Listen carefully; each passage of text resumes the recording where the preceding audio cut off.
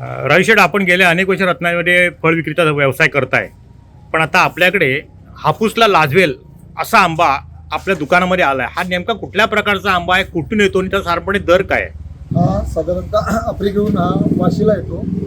वाशीवरनं तो तिथले व्यापारी त्यांना घेऊन सण रत्नागिरी किंवा या भागामध्ये रत्नागिरीमध्ये येतो. त्याला दिसणं म्हणजे हापूस ॲक्च्युली हापूसच आहे, पण तो रत्नागिरीसारखा दिसणारा हापूस आहे. तो मालावी तिकडचं मालावी म्हणून आहे आफ्रिकेमध्ये, तिकडचा येतो. तेच त्याची सण हापूससारखी असते, चवीला पण चांगला असतो. साधारणतः त्याला 1 ते 2 महिन्याचं सीझन असतं तिकडचं, आणि ते तिकडच्या आफ्रिकेमधून येऊन तो वाशीमध्ये येऊन सगळीकडे डिस्ट्रीब्यूट होतो. आणि त्याची साधारणतः एक पर डझन म्हणजे 16 नगाची किंमत आजची रेटमध्ये 3600 रुपये अशी आहे. आज रत्नागिरीमध्ये विक्रीसाठी 3600 रुपये 16 नग, आणि 20 नग होता. का एक परवाच्या दिवशी आलेला होता, याच्या आधी किंवा 2500 रुपये 20 नग होता चांगल्या क्वालिटीमध्ये. पण हा रत्नागिरीच्या आंब्यासारखा चवीला आहे, पण रत्नागिरीचा नाही, हा आफ्रिकेचा आहे.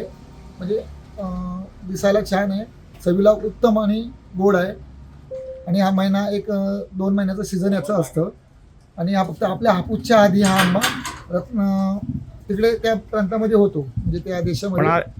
हा येताना आफ्रिकेमधनं शिपमधनं बोटीमधनं किंवा प्लेननी हा तिथनं वाशीला येतो, वाशीच्या एअरपोर्टला. तिथून तो मार्केट यार्डला येतो, तिथून तो इतर आपल्या भारतामध्ये सगळीकडे डिस्ट्रीब्यूट होतो. टाइम्स डिजिटलला लाईक करा, शेअर करा, सबस्क्राईब करा आणि बेल आयकॉन दाबायला विसरू नका. Times digital.